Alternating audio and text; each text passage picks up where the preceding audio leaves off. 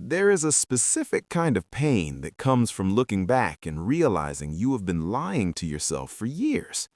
Not the loud lies, not the ones you tell other people, the quiet ones, the ones you whisper when no one is listening.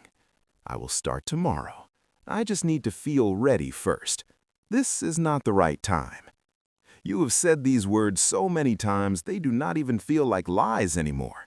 They feel like strategy, like patience, like being realistic. But deep down, you know the truth.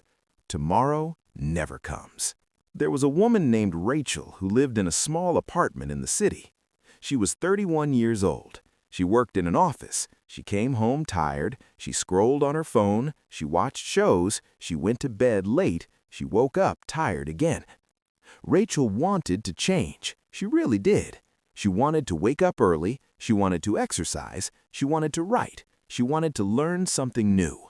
She wanted to become the kind of person who did hard things. But every night when she thought about starting, the same feeling came. Resistance, heaviness, a voice that said, "Not today. Tomorrow will be better."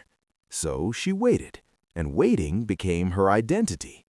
4 years passed like this.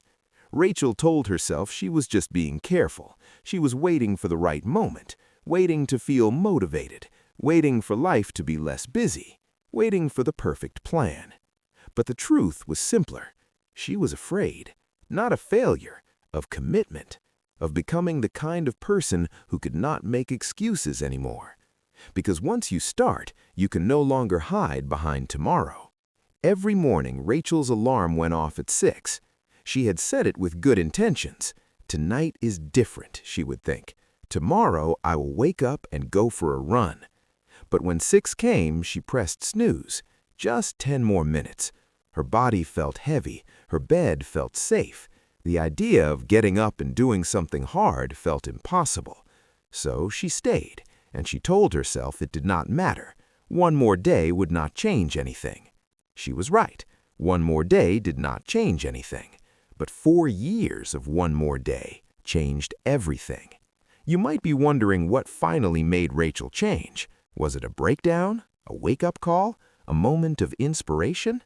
No, it was something smaller and much harder to accept. One evening, Rachel was scrolling through old photos on her phone. She saw a picture from 4 years ago. She was standing in her apartment wearing gym clothes. She remembered that day clearly. She had bought new running shoes. She had made a plan. She was going to start the next morning.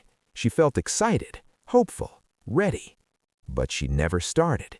She waited one more day, then one more. Then it became normal to wait. Rachel stared at the photo. She looked exactly the same. Same apartment, same habits, same thoughts. 4 years had passed, and nothing had changed. Not because she was incapable, but because she kept choosing tomorrow. And in that moment, something broke inside her. Not her spirit, her illusion.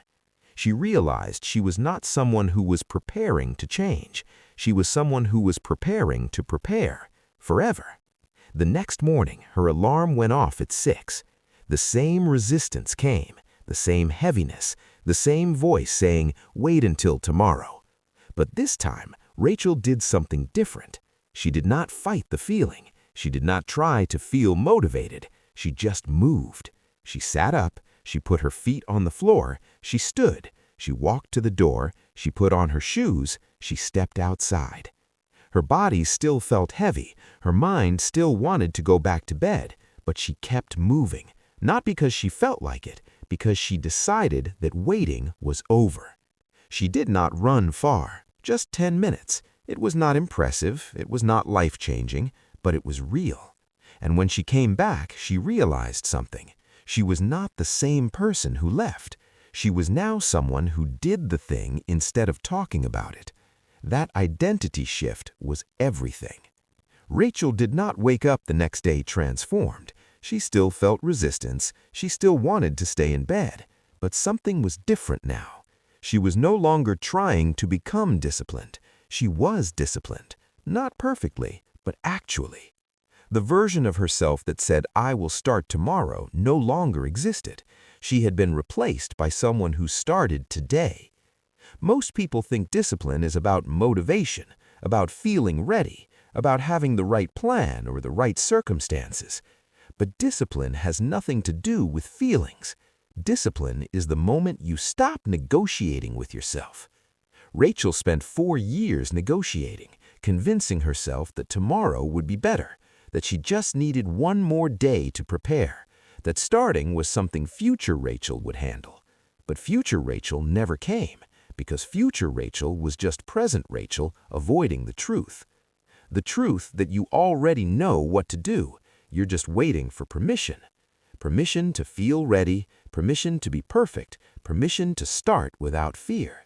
But no one is coming to give you that permission. You have to take it. If you have been saying, "I will start tomorrow" for months or years, this is for you. You are not lazy, you are not broken, you are not waiting for the right time. You are waiting to become someone else, someone who does not feel resistance, someone who does not struggle, someone who finds discipline easy. That person does not exist. Disciplined people feel the same resistance you feel. They just don't let it decide. They move anyway. They start anyway. They become the person who acts before they feel like it. And that's the only difference. They stopped waiting for tomorrow. You can do the same, not someday, right now, today, this moment. Stop preparing to start. Stop waiting to feel ready. Stop believing that tomorrow will be different unless you make today different. Because tomorrow is just today repeated. And if you keep choosing comfort today, tomorrow will be the same. 4 years can pass in a blink, or 4 years can change your life. It depends on whether you keep saying tomorrow or whether you finally say today. The version of you that starts does not need to feel ready. They just need to move. Be that person, not tomorrow, now.